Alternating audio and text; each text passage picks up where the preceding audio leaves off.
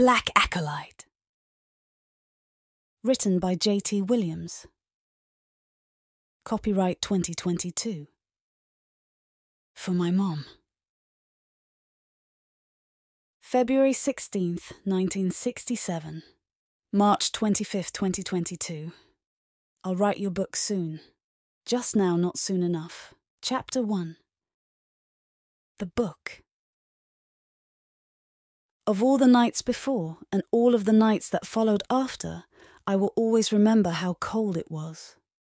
I couldn't have guessed in that moment how horrible everything would become. But sitting together quietly in the corner of our room, we tried our best to stay as quiet as possible.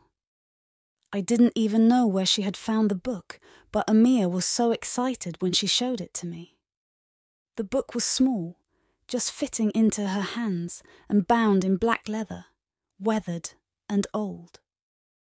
On the cover, and just barely visible, was an eye with what we could only imagine was blood dripping from the centre. "Are you seriously not going to tell me where you got this from?" I asked. She leaned in and kissed me on the cheek. "I got it from someone passing by. When my mother and father sent me to the river to look for snails." "And you were simply given this for free by some random stranger?" I asked. "I gave him some snails. That's why we didn't have that much the other night." I smirked. "So you traded snails for a book?" "A book? This isn't just a book. We've been talking about this for a very long time." "And what about your parents?" "What about them? We've been fighting for years. They can't do anything. Even if they knock me down, you're better at fighting than me." I shook my head. "Amia, I don't think we're going to get into a fight with them. But what about the temple? Etha? Everything everyone believes?" She shrugged.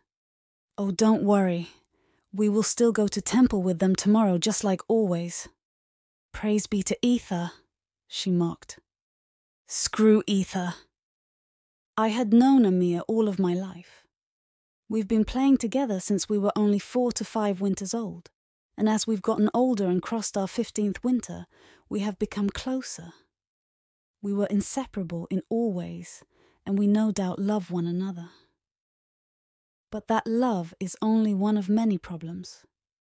We kept that hidden. Our other problem was in our village. There was a great temple to the goddess Etha. All that dwelt within our farming community would come to the temple to pray to and worship the goddess. She was a protector, a steward of the people. But she betrayed me. My parents were killed only 6 months ago. Of course, the priest of the village prayed blessings over their souls with the travel to the realm of Vanko, but it was death that was the enemy to him. Death was the result of Etha failing in her protection of my parents. In our village, being one of many is weak, supposedly protected by rangers that have long disappeared into the mountains. There are no rangers watching our borders.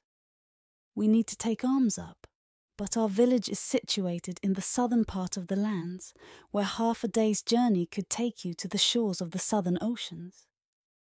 My mother and father loved me deeply. I never did without, and I never felt alone. Back then, I loved my life and I sang the praises of the goddess, just as I've been taught to. But for all the worshipping and praise my parents had done to Etha, living as a goddess would want, growing many beautiful flowers and flowering trees, and working the fields for potatoes, carrots, onions, none of that mattered now. Amia and I discovered a small book that defined the gods in the temple. Apparently, we were not meant to ask questions of the type of god we had. The priest said only his teachings were the path to gain the goddess's favour. It wasn't the goddess Etha that we sought, but of another name listed in this book. As we inquired of this name to the priest, he quickly ripped the book from our hands and burned it on the altar. It was the goddess Mortua, in our minds, a mistress of necromancy. We asked the priest after he burned the book of this goddess. He simply said, "Have faith and be pure child." "Do you want to try it?" she asked. They both huddled beside the lone candle, opening the book and turning the rather heavy pages. "This is so weird," I said. "This book is tiny, yet the pages weigh like that of 10 pages of a larger book." "I know. I wonder how old this is. I wonder who the author is." We came to the title page, and there were no words or runes, but simply the symbol from the cover yet again. They turned the page again and saw quite strangely that someone went through and took an otherwise unreadable language to either her or I and translated it in the tiniest writing. "Sundering," Amia said, reading the chapter title. "Sundering is to pull life out of an area where life abounds. Doing so will create the perfect environment for those of the goddess." I looked around the room, realizing that there was a small potted plant that we could try this on. I jumped up, carefully running across the room while at the same time trying to keep the floor from creaking too much to wake her parents. I grabbed the small potted plant and returned to the candlelight. "Okay," she began. "It says we have to close our eyes and imagine the image of the goddess. And then you must make the symbols as are here in our mind." I looked down at the book and saw 2 circles in a strange squiggly line that went from above the top ring of the circles down to the bottom. "So do we make the motion with our hands or simply imagine it? And don't we need a staff or wand? I'd seen the magic users coming up the road from Fadabrin, and they always had staffs. Can we even do this?" I asked. I was always the doubting one when it came to this kind of thing, and Amia was always the one to rush to try something weird. That is how we ended up trapped in a cave when we both were about 9 years old. She didn't answer me. And in fact, she already had her eyes closed and seemingly was trying to cast what we hoped was a beginner-level spell. As all children of this region, we had spent time in the academies of Fadabrin, studying the religions and learning of magic. Another year or 2, and it would be a possibility of us getting inducted into the actual academy for wizards and magic users. It was said that those who dwelt in this region were direct descendants of some of the greatest casters, and in such we were the best for learning the arcane ways. We, of course, who studied to be lightmancers, learn of banishing evil and darkness. But this cold night, as Amia and I sat in our room with a flickering candle, an ancient book, and a rather lively and healthy plant, we knew not what path we were starting upon and how it would change our lives. We both were reaching out towards the plant. I had my eyes closed, imagining the symbol over and over and over. I was trying to imagine the goddess, imagining what a goddess of necromancy would look like. I didn't know if it would be some fiery image with glowing eyes or simply a woman, fair and beautiful with a wisp of shadow moving through her hair. I liked that version. Mysterious, seductive. I suddenly felt a strange tingle in my fingertip, almost like the feeling of lightning striking to close in the field during a great thunderstorm. I kept my eyes closed, kept retracing the symbol in my mind when I felt it again. And then I heard Amia gasp. My eyes sprung open, and I saw the plant had withered and blackened. "We did it," Amia said, jumping to hug me and planting her lips upon mine. "We did it," I said. We both took a moment, holding each other smiling as we realized everything we wanted was right before us. While she was seeking something different than the norm, I had a much deeper feeling. I wanted to learn this to hunt down those that killed my parents. We knew they were in the mountains, but that's all we knew. The priest had discounted it to be a random attack, thieves or drunken brigands. But I didn't care.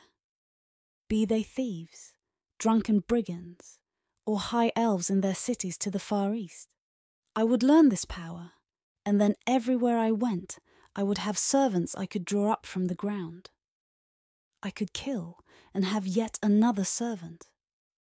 That thought gave me chills. It was more intoxicating than the half a bottle of wine Amia and I had stolen a few weeks ago. For now, our lives were making perfect sense. As she snuffed out the candle and tucked the book under her bed, I took the plant and laughed at the contrast of what I'd been taught as a younger child. Growing life is but the truest form of being. To create, to express.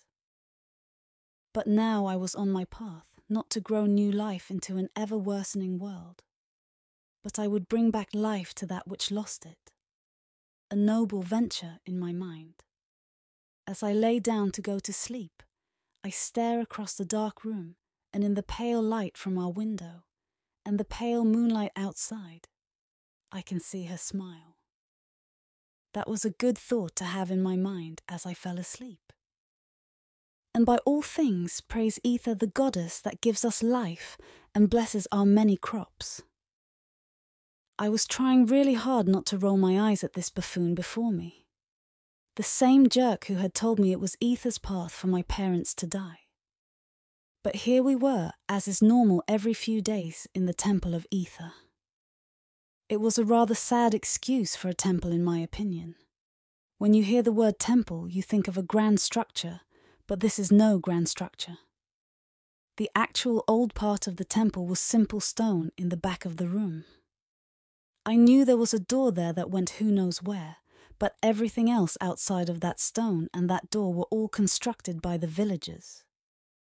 While our village itself had approximately 12 buildings, including storage places for our many crops, people from all over the region would come to the temple every few days. I found it interesting that this priest of Etha seemed to always collect gold coins on these days. This is quite an enterprise he is running, all for the goddess, of course. The priest began to walk down the center aisle. While normally he would stay at his podium of simple wood, and the silver insignia that was supposedly elvish writing of the name Etha, the priest enjoyed pacing back and forth. He walked down between the 2 rows of pews, and every so often rubbed the head of a small child or bow slightly to an elderly gentleman. He made me sick. I hated this man more than even the ones that had killed my parents, for when I was at my lowest, the only comfort he seemed to be able to provide for me was that it was Etha's will for my parents to die. I wonder what Mortua's will is for him to live. And all must embrace the gods of the north, the protectors of the innocent. Now, my people, we must recite our prayer to Goddess Etha, so we have continued favour and growth in our lands. We get continued protection from the evils of the world. Even now in the mountains far to the north, there are rumours of an ancient evil being awakened. We must make great offerings to the goddess Etha, so she will deliver us from any potential darkness or evil. We must believe that lightmancy, as taught in the great city of Fadabrin, will spread out across these vast lands, and I will continue to be here, your shepherd in these trying times, as a servant to our great Etha.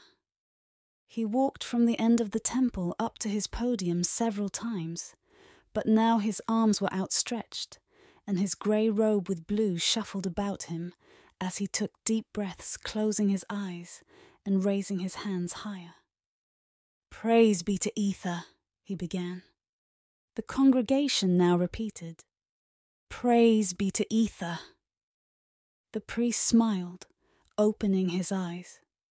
Praise be to Etha and the rivers that run from the far north to the south, the great storms that bring rain to our crops and life to the dirt, whose light shines down upon us in its radiant glory and protects us from that which seeks to do us harm. Hearing the entire congregation babble on with this stupid prayer did nothing but turn my stomach. Amia was right by my side and was only half muttering the words, but her parents were fully engaged, praising the oh so wonderful Etha. As the prayer came near its end, I noticed the priest was staring at both me and Amia. And let not the unbelievers lead us down the wrong path, for anything except for the light of Etha is evil. The congregation following the prayer was simply dismissed. As I followed directly behind Amia, who was following her parents, I realized that more villagers were putting more coins into the offering. I guess there is a price for protection, even in the spiritual world. Exiting the temple, we saw bright blue skies above us. The air smelled fresh, and the seas were blowing the salty air far across the plains. Still, being surrounded by farms, it was nice to get fresh air considering the vast amount of manure from the cattle that worked the many fields. The village itself was set up in a direct circle around the temple. From that circular section of buildings, there were more random buildings on the outside, mostly barns and storage places for grain. It would be time to plant potatoes soon, which is a job that her parents embraced. To say that my family was quite a bit different would be an understatement. Though we grew a substantial amount of onions, it was my mom who always loved growing flowers. It is why I had the plant beside my bed for us to attempt our spells. It was fitting that I was doing this for them. It was fitting that I had taken the life from that plant. I would make my parents truly proud and waited with honor that they believed. For they too had been betrayed by Etha just like me. That night we sat down to eat dinner just as we always had. It was a simple meal of chicken and mushrooms. The advantage of growing so much is that we always did have lots of food. But as I began to think of what spell we would attempt tonight, there was a knock on the door. "Kind of strange," her dad said, pushing himself up from the table and lumbering over to the door. Her dad was a rather large man. How you could work the fields as he did, and also be so fat was something I did not understand. As he opened the door, the scent of something I hated wafted in. "Starlight of Etha!" the voice began. It was the priest. "Starlight of Etha!" her father said. "I do not believe I expected your arrival at our house. Thank you, it is a great blessing. Would you like to come in?" The priest bowed, now fully visible, as Amia's dad moved away from the opening of the door, and I can actually see him. Amia's mom fell to her knees, bowing before the priest as if it was the goddess herself standing before. "My child," he said, placing his hand on her head. He looked over to me and then to Amia. "You have beautiful young women. No doubt you will enter the academies in Fadabrin. Proud students of Etha, I believe. The world is a wonderfully dark place, but it will be the likes of you two that will lead further generations." "Hallowed be Etha," Amia said. The priest smiled and his eyes shifted. "You have lost much within this year. I do not forget my prayers of you and of the souls of your mother and father. They would love to see that you are well upon the path to great wonders and mysteries in reverence to our goddess Etha. While I consider myself to be on a path, not that one.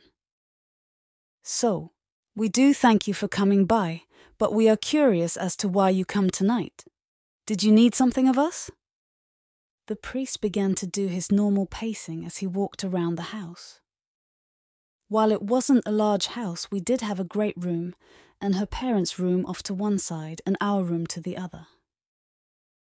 I just felt that earlier today when we were all in the temple together in reverence to the goddess, that your daughters seemed distant. It concerned me, so I made a point to come here tonight to get a feel for things within your home.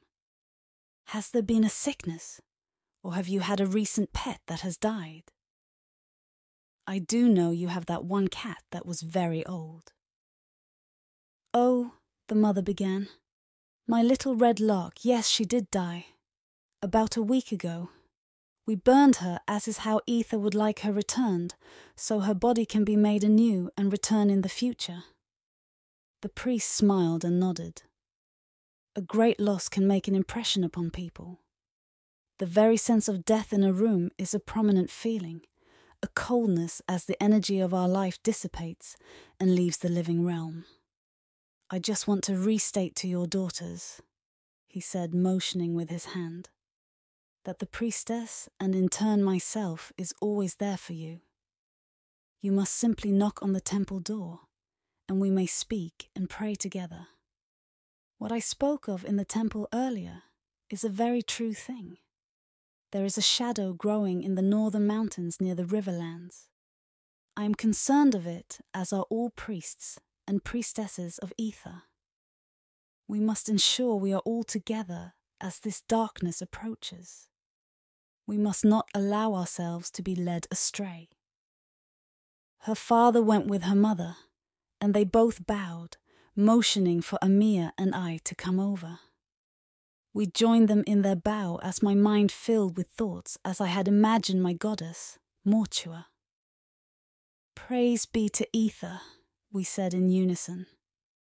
My stomach is literally turning, but I could smile, nod, and be fake. Blessings, my wonderful friends, the priest said. As her father walked the priest out, Amia and I took a few bites of our food and dismissed ourselves. Her mother and father started babbling about Etha to one another, and their intent to pray together in bed. We went to our room and prepared to lay down as we had done last night, but both of us already had our intentions. Chapter 2. Fire. I like this one, Amia said. It was storming outside. And even if they did not have to be quite this quiet, they still had to be careful. Resurrection, she said. They both glanced at each other, smiling. She leaned in and they kissed. Amia pulled out a cloth from her shirt. What is that? I asked. Our test. Her confident tone, as she revealed a small dead mouse, was exciting. She laid the mouse out on the cloth and then began to read from the book. Okay. Resurrection is based on the life force and energy level of both ourselves and that with which you're trying to resurrect. Not all of this has been translated, so I hope we have enough here. There were many sets of runes and strange languages that were all different and very little that they could read. But they did see the symbol, and so they knew without even saying it that they should try to do what they had done last night. The symbol for necromancy, for the pure act of resurrection which would bring the greatest honour to the goddess Mortua, was one triangle pointed as normal and the other inverted. There were 2 stars to either side of the triangle, and then a crescent moon over the top of the triangles. They both did just as they had done before, reaching out with their hands and closing their eyes. I did my best to see the image of the goddess, the beautiful, fair-skinned woman with dark hair, with shadows wisping around her. I felt like she was beginning to look at me, like I had gained her attention somehow. It was odd because I know I created this purely from my own mind, yet even as I was here doing this, it was like it was coming to life. I then moved from this image of Mortua and I began to see the symbol. I could see the one triangle over the inverted triangle. The stars appeared almost on their own and began to glimmer as the moon glowed white. I felt the tingle in my fingers just like last night, and I began to smile. Is it this easy? Is it really this easy? I felt the tingle several more times. This time the energy going not just to my fingertips, but I could feel it up my hand to the bottom of my wrist. Then, ahead of her this time, I opened my eyes, but the mouse was not alive. I sighed, and Amia opened her eyes. Maybe this is too much, Amia suggested. We just got it started.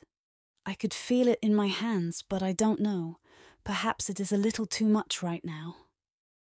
She covered the mouse back up, and they both went over to her bed, where she was tucking away both the mouse and the book. I was holding a candle, and she looked down and put it out with her fingers. We stood together holding each other.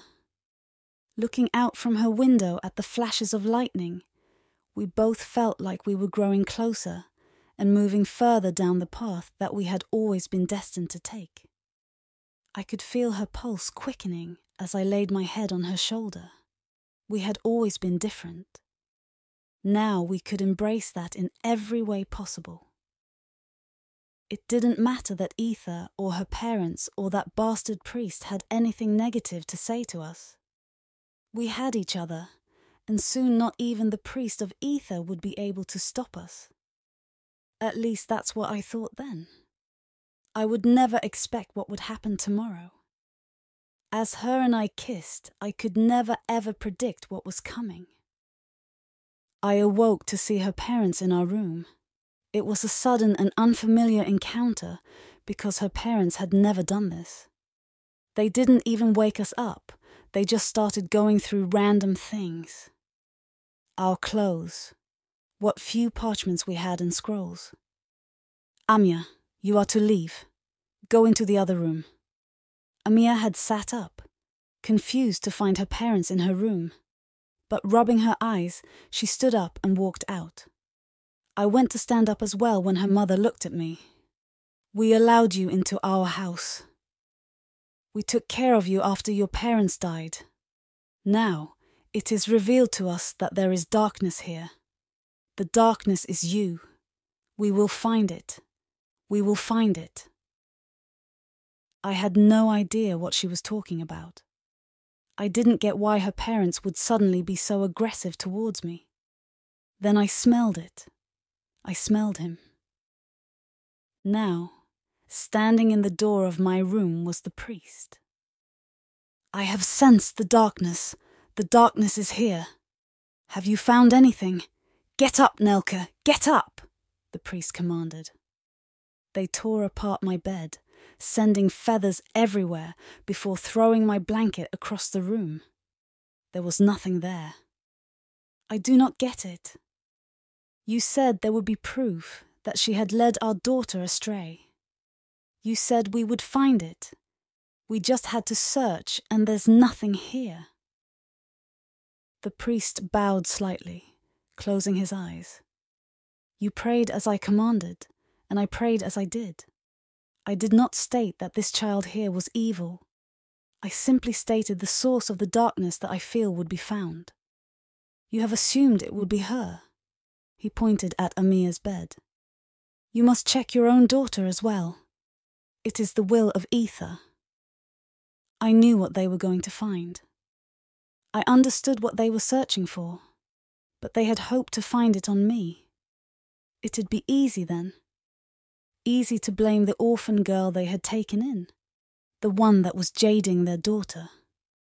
But as her mother and father lifted up the bed, it became very clear to both of them what it meant. Thinking back to it now, that is what disgusts me the absolute most. It wasn't the shock in the mother's face or the dad gasping. It wasn't the priest lowering his head as he took both the book and the dead mouse. It was the way the mother and father held each other, sighing and just giving up. I would like to tell you that I'm sorry, the priest said. You understand that I must take her and attempt to rid her body of this evil. They said nothing. The father, he simply nodded. He didn't try to protect his daughter. He didn't try to protest or even try to blame it on me. They both just gave up. I went to go in the other room to maybe help Amia in some way, and the priest pointed at me. Stay. I had to do something. But what could I do? Maybe Amia could fake getting rid of the evil that the priest claimed she had. Maybe I could just trust this? The mother and father blocked the doorway. I couldn't get through there, but I could hear Amia questioning. Mother? Father? What is happening? Where is he taking me? I could hear desperation in her voice, the sadness, betrayal, and the fear. Nelke! I tried to push through, but her father grabbed me by my arm and her mother forced her elbow into my chest. Amia!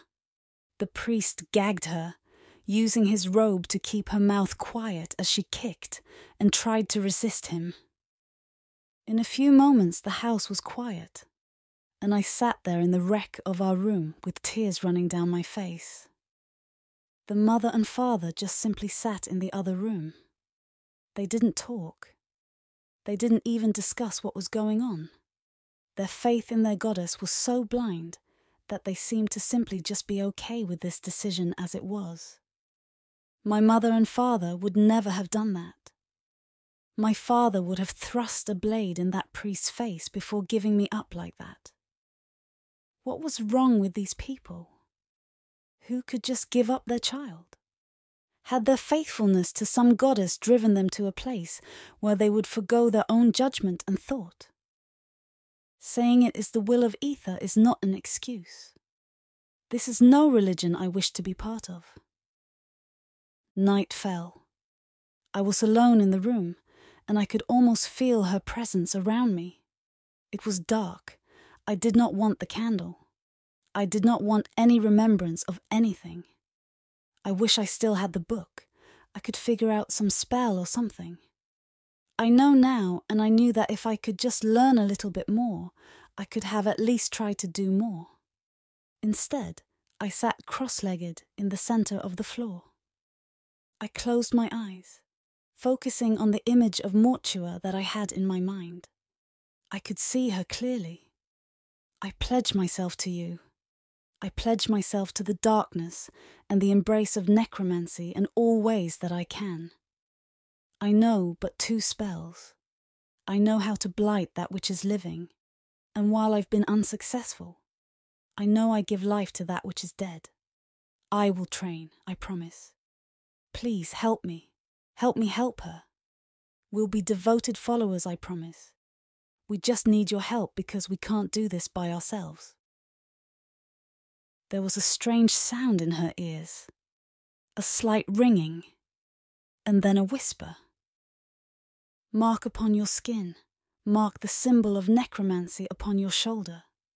Pledge yourself to Mortua. Her eyes sprung open. The voice had spoken just like it was speaking directly beside her. But she was alone. There was no one here yet. She heard the command clearly. She rubbed her left shoulder. She remembered the symbol quite well. The triangle and the inverted triangle, the 2 stars and the moon. This is one decision that she did not have to think about. She began using her nail, carving the image directly into her skin. But she needed more. She left the room, tiptoeing to the cooking area and found the knife. For Mortua, I thought. I began to carve into my skin the symbols as I was commanded, an act to pledge myself to the goddess Mortua. As the blood ran down my arm, I'd never felt so alive. I went back to the room, holding one of Amia's shirts against my carving as I stood in the room. I don't know at this moment what I expected. If I expected the goddess herself to show up, or some new engorgement of power. But I felt alive. I felt energized.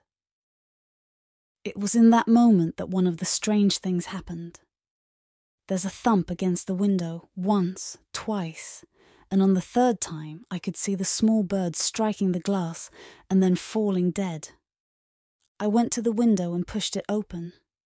Looking down, I could see the lifeless bird laying there. Something came upon me, and I reached down and picked up the bird. It had a strange, serrated beak, perhaps for opening up some type of oyster or other hard-shelled animal. I lifted it up, kissed it, and then put my other hand over the top of it. I closed my eyes, remembering the spell as me and Amia tried last night.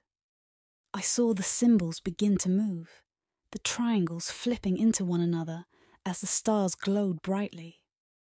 I then saw the half-moon illuminate, and not like a tingle, but with a forceful snap in my fingers, the bird began to move.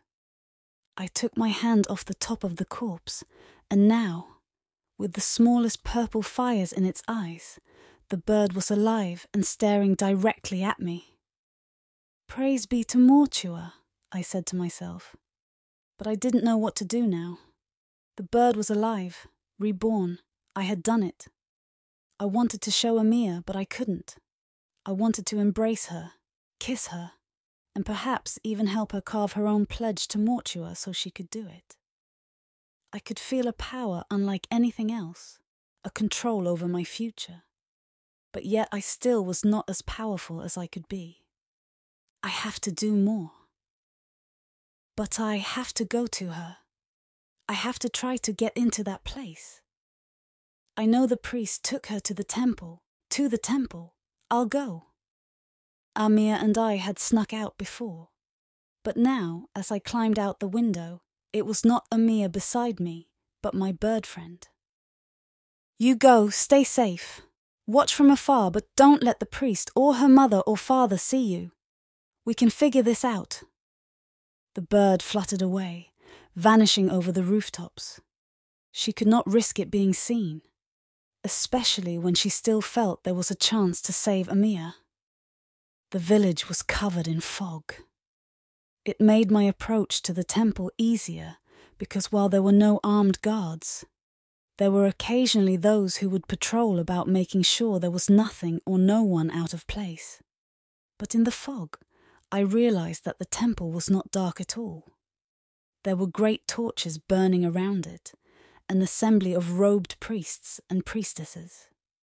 Something was going on in the temple. I crept up towards the doors and tried to open them, but found them locked. Instead, I crept around the side. There were windows, but they were much higher than I could reach. Instead, I tried to listen. I had to hear whatever was going on in there for myself. At first, it was difficult to hear anything. But the longer I waited, the more voices I began to hear. We will begin. There's a demon of Mortua in this child. It must be drawn out, brothers and sisters. I thank you for coming. I know I did not give much time. But darkness approaches. We cannot have one of necromancy. You do know the tenets. You do know what we must do if we cannot draw this beast out of this girl. There was a unison where all of them said amen, a strange and chilling feeling. I didn't know what they were going to do, but all I could do was simply try to follow the footsteps on the wooden floors of the temple to figure out where they were going. But it didn't take much to guess.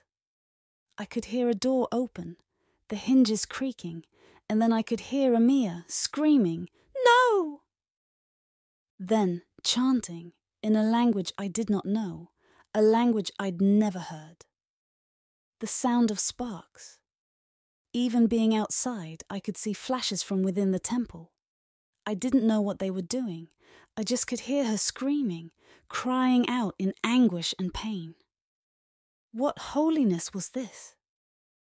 My goddess gives life to that which is dead, but their goddess, apparently, calls for pain and suffering. Who would serve a goddess like that? I doubt my mother or father ever knew the potential evil of Etha. It made no matter. I couldn't get to her, though I tried. I tried to go back to the door and force them open, but there was no way I was going to get this place open to me. Then the moment I appeared to have no doubt the priest and all the others that were there would chase me away or worse. It killed me. I felt like someone was tearing into my chest, and with every passing moment I felt the greater, stronger, and more focused energy growing in my mind. Something, somewhere, made me feel like this would work out. I just didn't know how. I returned home that night and lay down on the floor. The room was still in disarray, but I knew she was not comfortable, and I would not be comfortable either. I would suffer as much as someone could suffer just to simply be alone in a room on the hard floor. This would work out. I knew it. For the second night, I awoke the next morning to chaos. I jumped up, hearing shouts and screams, running into the other room just to be stopped by Amia's mother. "There are undead attacking us. He's gone to fight them." I pushed the mother off of me. Mortua had come. Someone was trying to save us. She tried to grab my arm, and I managed to push her off of me. I ran out the door and saw all of the men of the village with pitchforks and carving blades. All around were undead, their bodies cut apart, stabbed with the cruel farming weapons. I could hear the screams of an undead somewhere. But these were large. These were not simple field mice or small birds. Someone much more powerful than me had resurrected these and sent them here. I knelt down, stroking the face of this sallow and now bleeding black blood undead. It looked to be of the race of men. I don't feel I have ever been normal. While those around me had died, I did not feel sadness. But sitting here like this, kneeling in the mud in the early morning, is one who is given life once again. And had it stolen from them, I felt sad. I also felt angry. "Careful, girl," I heard from behind me. I turned to see the priest and several others dressed like him with their staffs alight. "Come to us," another one said. I stood up, balling my fists, and stared at them. "You must be careful of undead thralls. The fact we were attacked by so many is deeply concerning," the priest said. "Where is Amia? Where is she?" "We are calling all to come to the temple. While originally we were going to delay an attempt again, this attack already has taken the lives of 3 others in the village. Now it has been decided what must be done." At that point I saw Amia's mother and father. Her father had a pitchfork with black blood on it. I knew he had killed one of them. "Have you been able to purge Amia of the evil? Is this attack because the evil fled her and went into someone else?" her father asked. "I know she is good," her mother said. "I know she serves Etha. We tried for hours to rile the spirit out of her, to force the demon to give up its host. But I have not been successful. She will not give praise to the goddess Etha. We must free her otherwise. We must ensure the Mortua demon will flee her body. Praise be to Etha." Both of her parents had their chance right now to save Amia. At least as I saw it. "Praise be to Etha," they both said in unison. This would be a morning I would never forget. A morning that would fuel every other action. The wind was frighteningly cold, blowing from the northern mountains down across the plains all the way to the ocean. Yet it was not clear.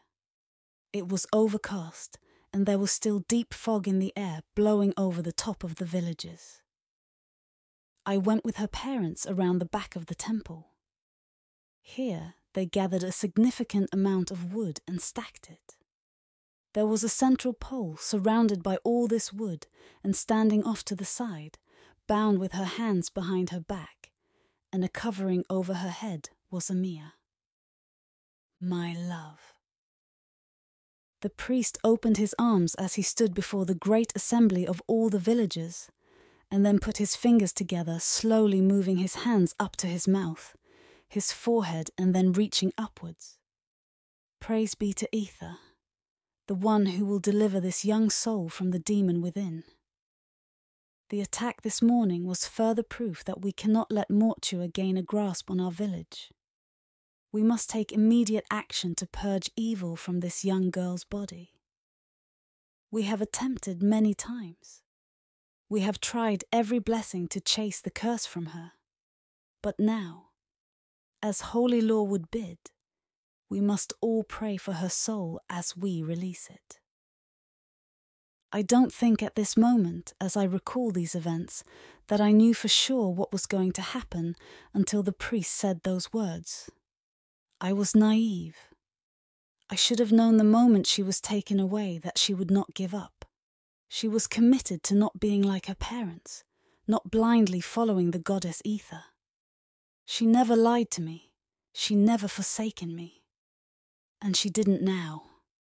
I was trembling. My chest ached.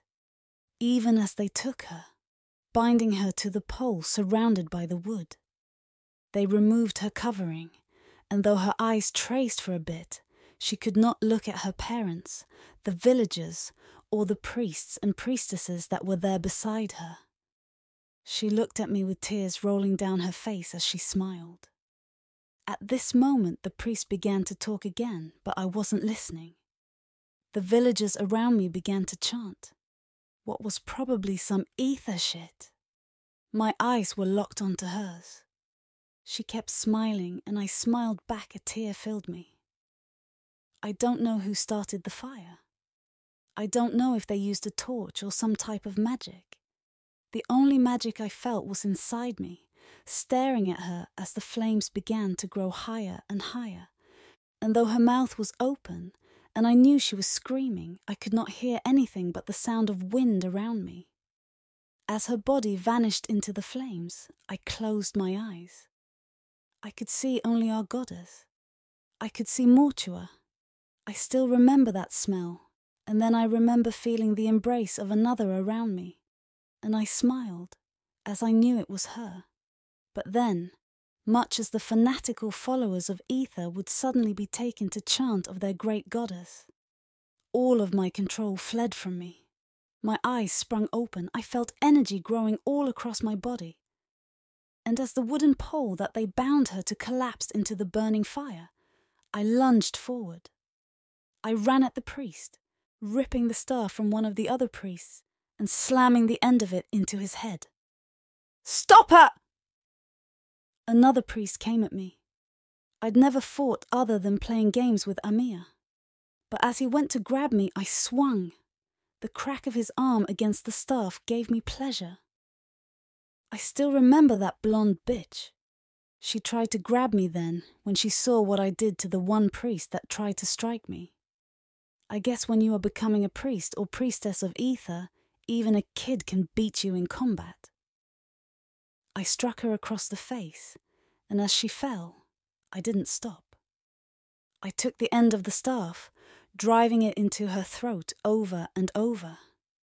Then, as the priests, priestesses, and now the villagers were surrounding me, I slammed my hand down upon her chest. "Arise!" I didn't know then why I said it, and I didn't know if it would work, but as purple fire engorged in the woman's eyes, I saw that I had actually brought a much larger being than even a small bird back to life. Then they struck me, and I saw only blackness. Chapter 3. Priestess. My head was pounding. I could not move my hands and legs, but I could tell my face was swollen. I blinked, trying to clear my vision, and I realized I could only see stone and the pale light of candles. Looking up, I saw the image of a woman of stone. I knew this image. It was Etha. I was in the temple, the old temple, beyond the locked door that I had seen so many times while attending services here. I was partially reclined, bound to a stone. I guess this is where that held Amia before. Why didn't they just kill me? I killed one of theirs, yet they don't do anything to me but bind me here. Did they not see what I did? I had no idea what time of day it was. I didn't know when they would come, but I knew they would. I was okay with it. I had done it. Unlike Etha, my prayers had been answered. In the worst moment of my life, my prayers had been answered. I had control for once. Though I knew my end was to come, I would not renounce my goddess. I would not give in to their torture no matter what they did to me. I would happily stand where she stood and burn as she burned. I had finally found purpose. There were 6 of them, and they came in. The priest that I knew all so well and the others. It was difficult to see their faces, for their hoods were down nearly over their eyes. They took positions around me in the form of a half moon. Their staffs were alight and held toward me. "Your soul is cursed," the priest said. "We will attempt to free you of this. For none under the light of Etha should ever be forced to live with such darkness upon them. We will rid you of this, and if necessary, we will release your soul, child. But we do not want that, though. Your mother and father." I spat at him. "Do not speak of my mother and father. Do not speak of them. The demon has taken the child, turning her into this vile beast that spits and yells. We must free her, brothers and sisters of Etha. We must work together to draw it out." I could feel the seething heat from their staffs against my skin, my body quivering and shaking as their light attempted to pierce into my form. At times, the pain became so severe that every joint in my body felt like it was on fire. Sometimes I could see the statue above me of the goddess Etha, and other times I could just see the light. I forced my eyes closed, my teeth chattering as my body felt bolts of energy from their staffs coursing through my bones and muscles. I would scream, and then close my eyes again, attempting to see my goddess. "Mortua! Mortua! Please come to me. Deliver me from this place." At some point I passed out. When I awoke, I could hear the chanting of those who had come to the temple. I was surprised I wasn't already outside, bound as Amia had been, and burned. My body had singe marks all over from their staffs. They were singing of the goddess Etha. It was only a few days ago that I was in that crowd with them, for I was wondering what was in that room of the ancient temple, and now, bound as I was having been tortured, I knew exactly what this room was. If I ever escaped, I knew I would burn this entire place down. The music and singing abruptly stopped. I heard the priest's booming voice, and then I heard something else. "The child you keep bound is not yours to keep bound. You will release the child to me." The voice was sudden, and not a voice I had ever heard. It was a woman, but that's all I could tell. "On whose authority shall I release this child? She must be delivered as the goddess Etha has decreed." "Where do you come from?" the priest asked. "I do not care of your goddess. I am of a new order, and my goddess says that she is to be released." "It's a necromancer. It has to be a necromancer." Laying there still bound and in pain, I smiled.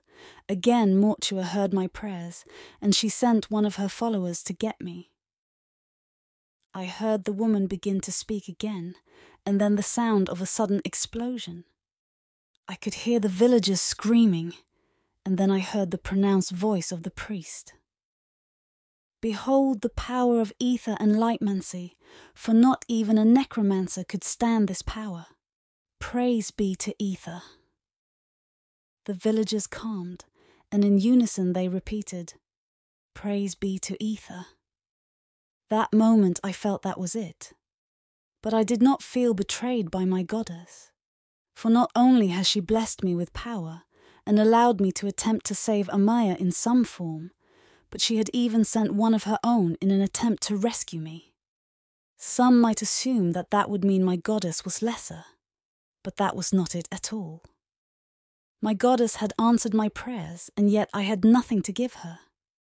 They came again, but this time I was waiting for them.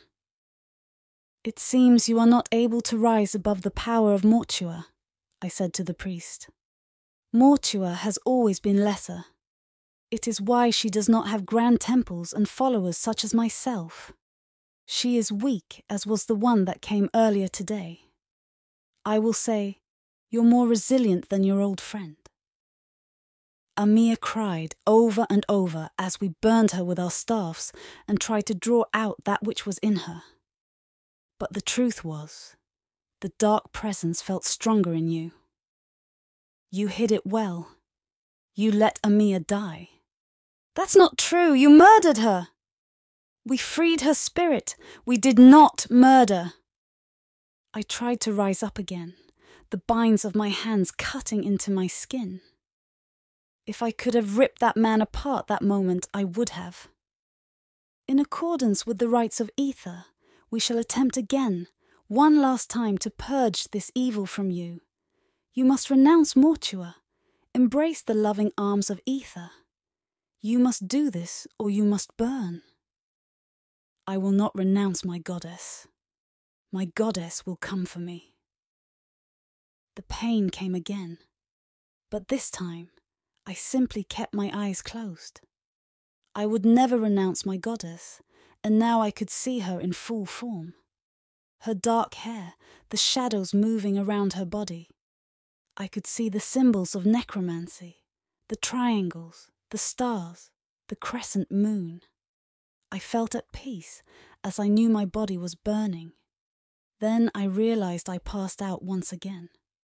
But this time I did not awake to the sounds of singing and praising, but of multiple priests and priestesses binding me and covering my face.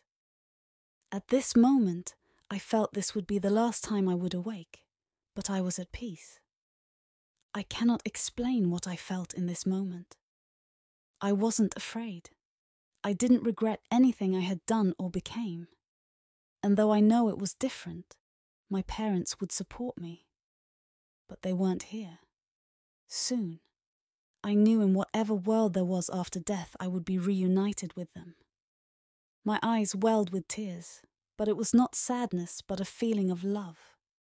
I thought of how this is where Amia died, and that I would actually get to see her again, I hoped.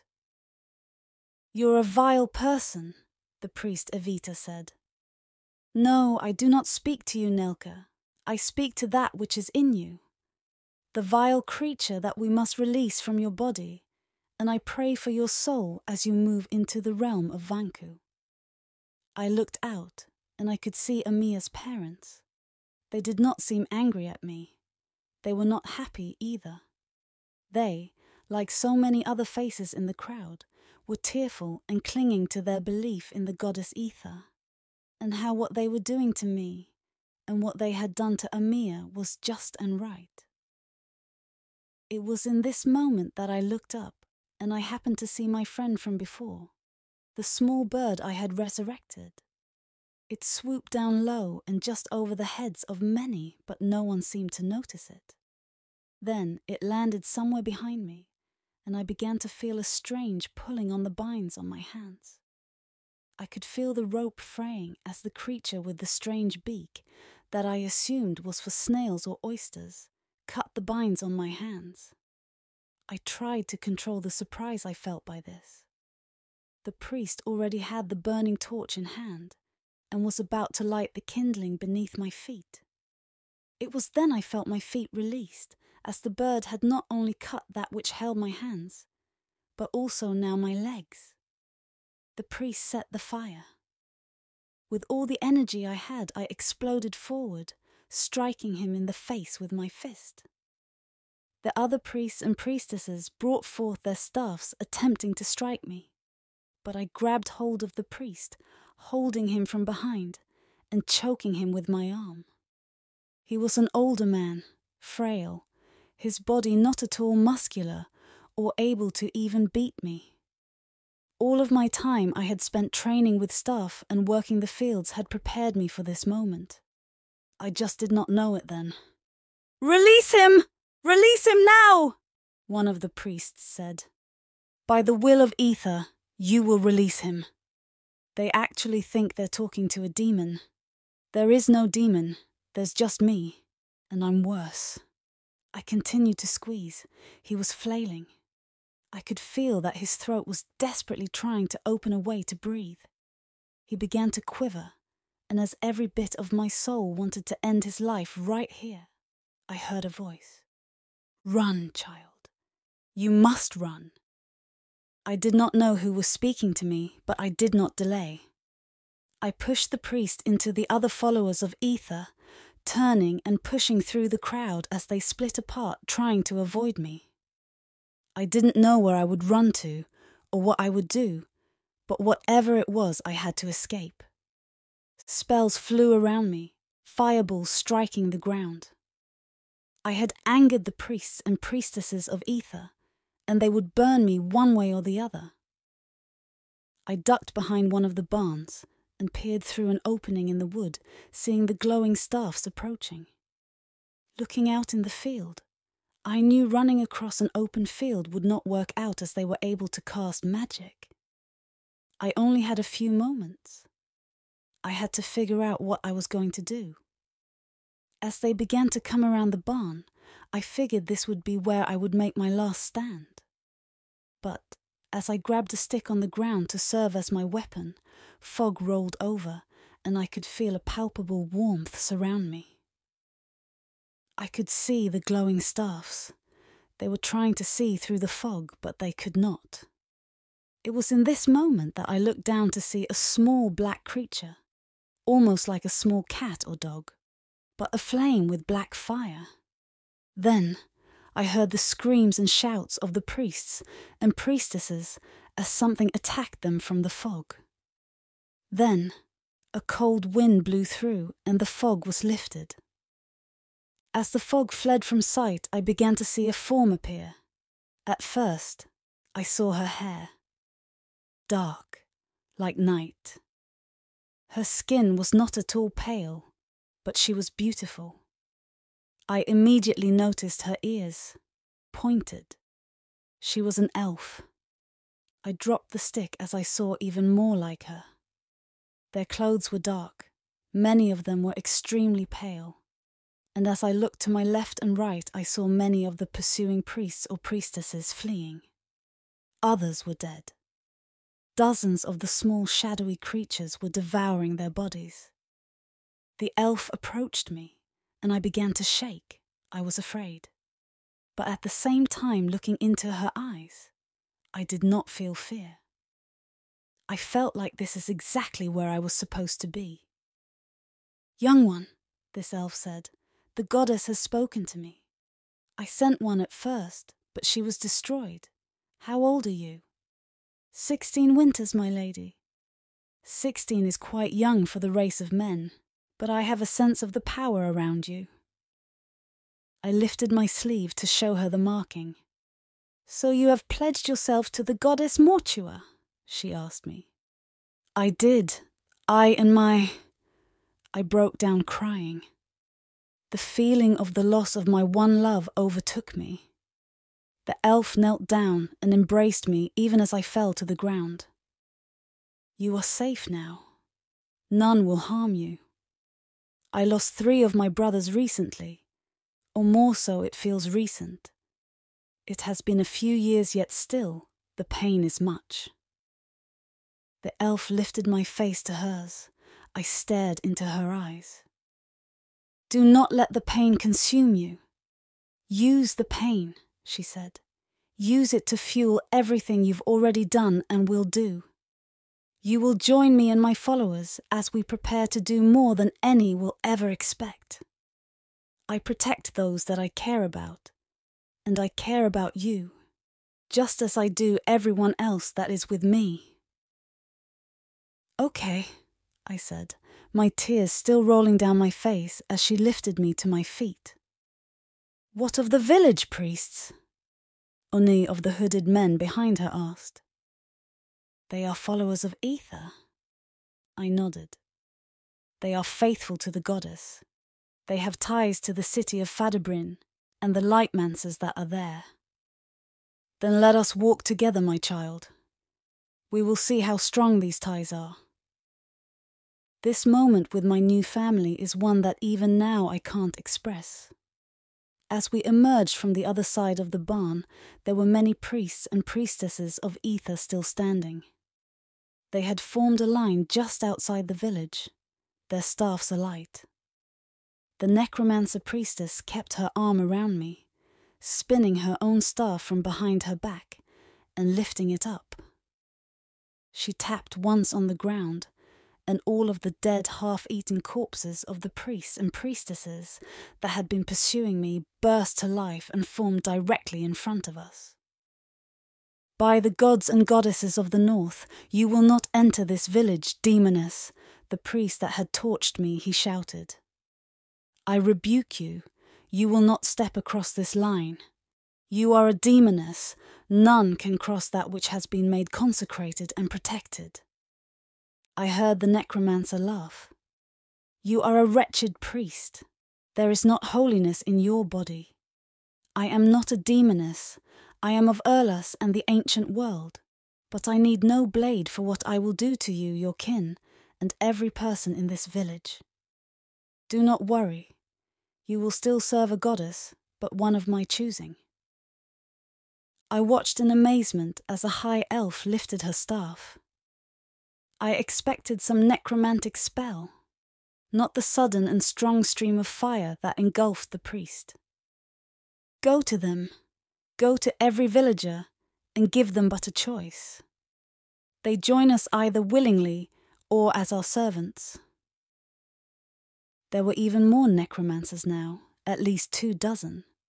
They spread out, moving to the village with haste, going to villager after villager. Most simply cried out for Etha to save them, but Etha was not in this place. The necromancers struck the villagers in the heads, drove crooked blades into their chests, and some even choked the life out of others. No one was spared in the village this day, and soon I stared at the doorway of Amia's parents. "They will not serve Mortua," I told the elf. "Then they will simply serve me," she responded. I didn't expect the door to open as it did, nor did I expect for her mother and father to charge at both me and the elf. Her mother was holding a vial of holy water, and the father, he had a large knife. They no more than got within a few paces of us when the elf simply swung her staff, knocking them both to the ground. Amia's father attempted to get up, and the elf kneed him directly in the throat. He fell to the ground, gasping. "You betrayed us!" her mother yelled at me. "You betrayed us! He let them burn our daughter when you were the evil one." I was still holding the stick. For whatever reason, I had not dropped it, even though I no longer felt threatened. I struck her across the face, cracking her nose and sending a stream of blood down her face. "You did that. You did that when you allowed the priest to take her. When you didn't fight for your child. Just like when my parents went missing and no one in this village cared. We opened our home to you. How could you say we didn't care?" She was wiping her face of the blood, sobbing. "The only reason you took me in was because Amia wanted me. I heard the discussions. I know what was talked of about me. You would have just as well had me sold off, disappearing somewhere up into northern Taria. But it would have given us more gold to give to Etha, for more bountiful crops and for greater blessings." I struck her again, 2, 3, 4 times.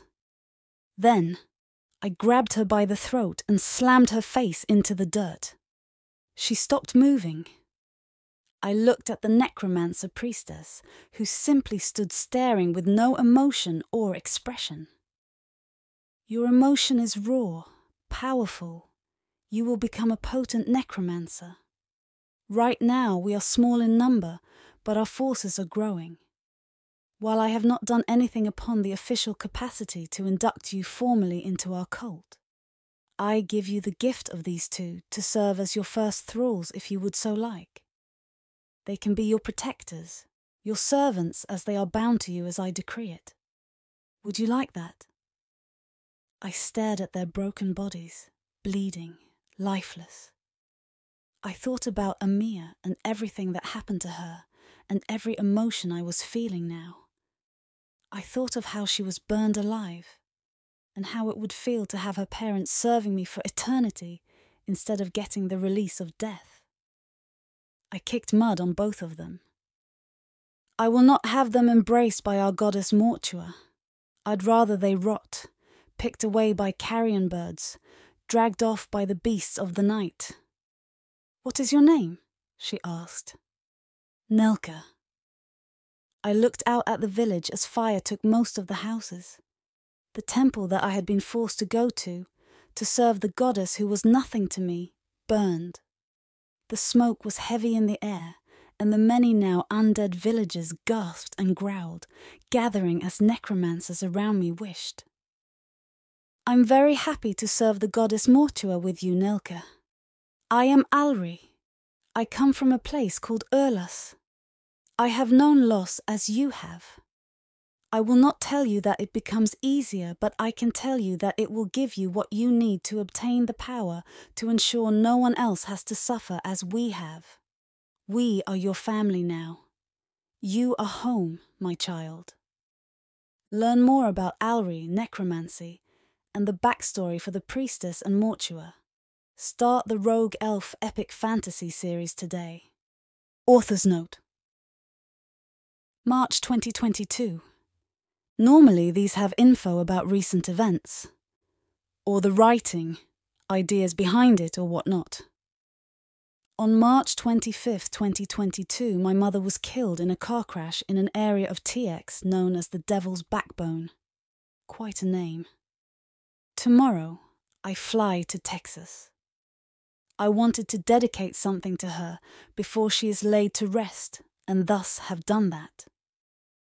Though it wasn't my intent for this story, she had always liked dark gothic stuff, especially horror.